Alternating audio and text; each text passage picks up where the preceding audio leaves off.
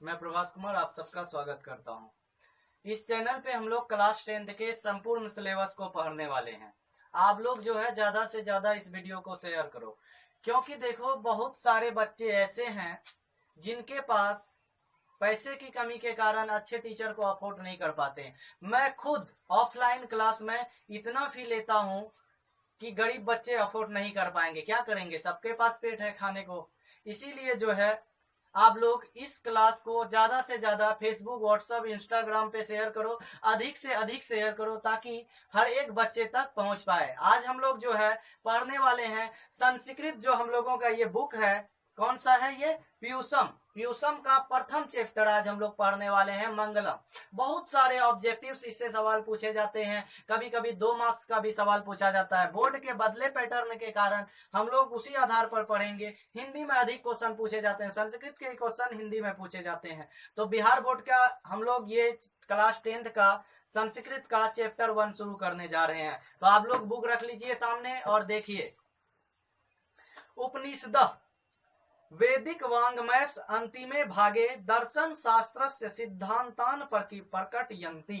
उपनिषद जो है वैदिक वाङ्मय के अंतिम भाग में है, जो दर्शन शास्त्र के सिद्धांत को प्रकट करता है। उपनिषद के बारे में बता रहा है कि ये क्या है, वैदिक वाङ्मय का अंतिम भाग है। ठीक है। सर्वत्र परम पुरुष परमात्मा महिमा प्रधानतया गीयते, सभी जगह परम पुरुष परमात्मा की महिमा गाया जाता है। तेन परमात्मना जगत व्याप्त अनुशासितम, उसी परमात्मा से जगत क्या है, व्याप्त है। वो परमात्मा जो है संपूर्ण जगत में व्याप्त है। और इसी में एक शब्द छुपा हुआ है, अनुशासितम, मतलब क्या है, उसी परमात्मा से जगत में शासन भी होता है। स एव सर्वेशम तपसाम परम लक्ष्यम, स मतलब वही परमात्मा, वो सभी तपस्वियों का, सर्वेशम तपसाम, सभी तपस्वियों का परम लक्ष्य है, अंतिम लक्ष्य। तपस्वी जो तपस्या करते हैं उसका अंतिम लक्ष्य क्या होता है, परमात्मा को प्राप्त करना। अस्मिन पाठे, इस पाठ में परमात्मा परा उपनिषद पदात्मका पंचमत्रा मंत्रा संकलिता संति, इस पाठ में जो है परमात्मा के बारे में उपनिषद से 5 मंत्रों को लिया गया है। पहला जो है मंत्र हम लोगों का ईशावास्य उपनिषद से है। तो इसको मैं पढ़ रहा हूं बच्चों, आप लोग जो है इसको बढ़िया से अपने सामने बुक रखो। देखो, हिरण्मयेन पात्रेण सत्तस्य अपिहितम मुखम, हिरण्मयेन पात्रेण, हिरण्मयेन का मतलब सोने जैसा, हिरण्मयेन सोने जैसा, चमकीला, सोने जैसा चमकीला, पात्रेण मतलब बर्तन या आवरण, सोने जैसा चमकीला आवरण से, सत्यस्य अपिहितम मुखम, सत्य का मुख, सत्यस्य मतलब सत्य का, अपिहितम मतलब ढका हुआ है, मुखम मतलब मुख, मतलब सोने जैसे चमकीले पात्र से सत्य का मुख ढका हुआ है। क्या हो मतलब हुआ इसका अर्थ बच्चों, पहले लाइन का, सोने जैसे चमकीले पात्र से सत्य का मुख ढका हुआ है। तत्वं पूषम अपाविदनु, हे पूषण उसे हटा दे, तत्वं उसे, आप जो है अपाविरिनु हटा दें, अपाविरिनु का मतलब हटा दें, पूषण हे पूषण, हे परमात्मा इसे हटा दें। सत्य धर्माय दृष्टि, ताकि सत्य और धर्म का दर्शन हो सके। तो पूरे श्लोक का अर्थ एक साथ बताता हूं कि सोने जैसे चमकीले पात्र से सत्य का मुख ढका हुआ है। हे पूषण, आप उस पात्र को, उस आवरण को, उस बर्तन को हटा दें ताकि सत्य और धर्म का क्या हो सके, दर्शन हो सके। तो इस तरह से आप लोगों का पहला श्लोक खत्म हो गया। दूसरा श्लोक हम लोग देखते हैं। दूसरा श्लोक है हम लोगों का, अनोर अन्यान, अनोह जोर अन्यान मतलब अनोर अन्यान, अनोह मतलब सूक्ष्म से भी सूक्ष्म, छोटा से भी छोटा, अन्यान मतलब उससे भी छोटा, मतलब क्या हो गया इसका, सूक्ष्म से भी सूक्ष्म, महतो मतलब बड़ा, महियान का अर्थ हुआ उससे भी बड़ा, अनो अन्यान महतो महियान मतलब सूक्ष्म से भी सूक्ष्म और बड़ा से भी बड़ा। आत्मा से जंतुर्निहितो गुहायाम, आत्मा जो है जंतु की हृदय रूपी गुफा में स्थित है। सूक्ष्म से भी सूक्ष्म और बड़ा से भी बड़ा आत्मा मनुष्य के हृदय रूपी गुहा में, मनुष्य नहीं जीवों के, जंतु मतलब जीवों, सभी जीवों, चाहे वो चींटी हो या हाथी हो, सभी जीवों के हृदय रूपी गुहा में स्थित है। तम क्रतु पश्यति वीत शोको, उसको देखकर, उसके दर्शन मात्र से ही वीत शोको मतलब शोक रहित हो जाता है, सुख और दुख से रहित हो जाता है। धातु प्रसाद आत्म महिमान आत्मना मतलब इसका अर्थ क्या हो गया कि इस आत्मा के दर्शन मात्र से ही लोग सुख और दुख से रहित होकर उस परमात्मा का साक्षात्कार कर लेते हैं। तो इस तरह से आप लोगों का दूसरा श्लोक का अर्थ मैं एक बार फिर से पूरा बोल रहा हूं हिंदी में।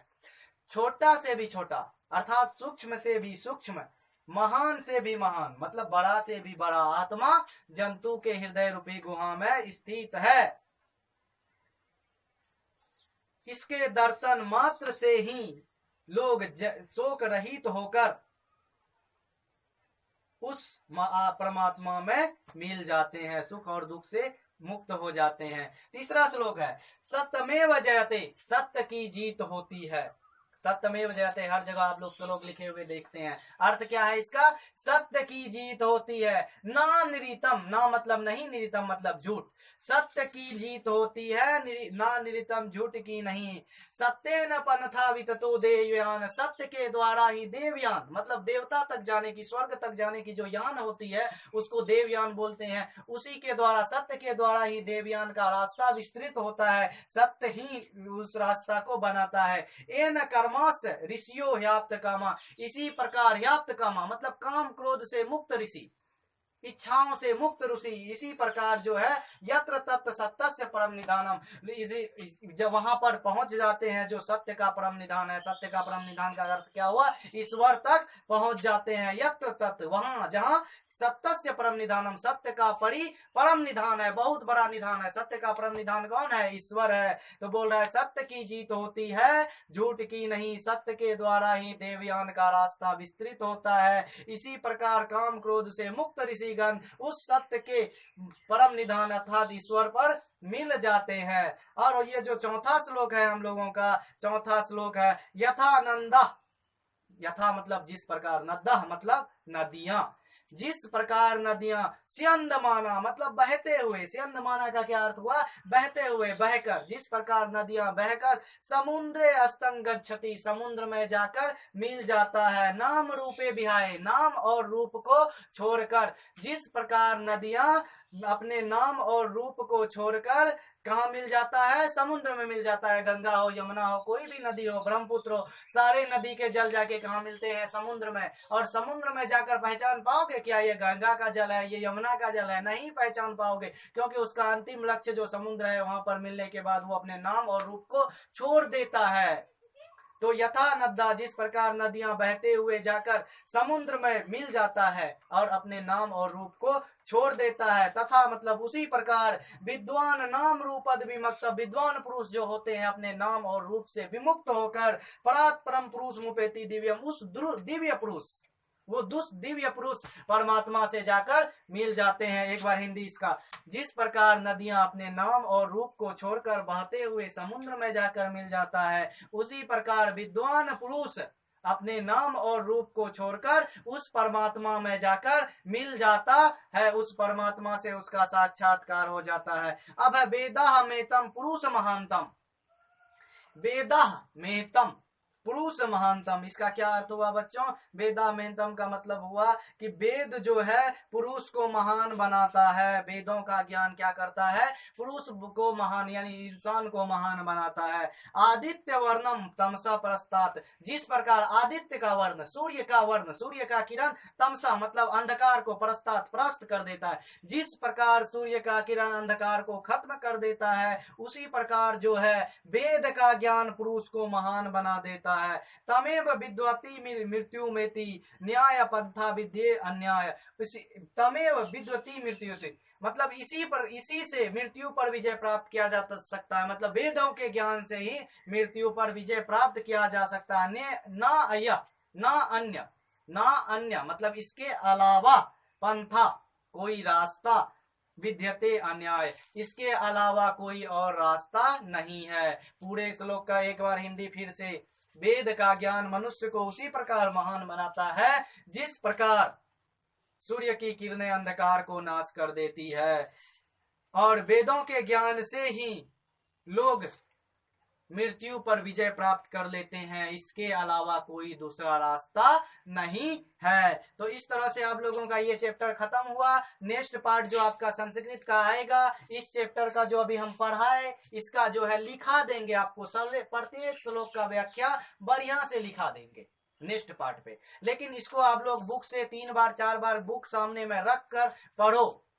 समय अब कम है और स्पीड में तेजी से आगे बढ़ाऊंगा, तो आप लोग अब तैयार हो जाओ तैयारी के लिए। बहुत जबरदस्त तैयारी होगी। हम लोगों का जो मिशन है, मिशन 95% वो फेल नहीं होगा। ठीक है, तो आप लोग ज्यादा से ज्यादा वीडियो को लाइक करो, शेयर करो, कमेंट करो। कुछ बच्चे लाइक भी नहीं करते हैं यार, लाइक में कैसी कंजूसी।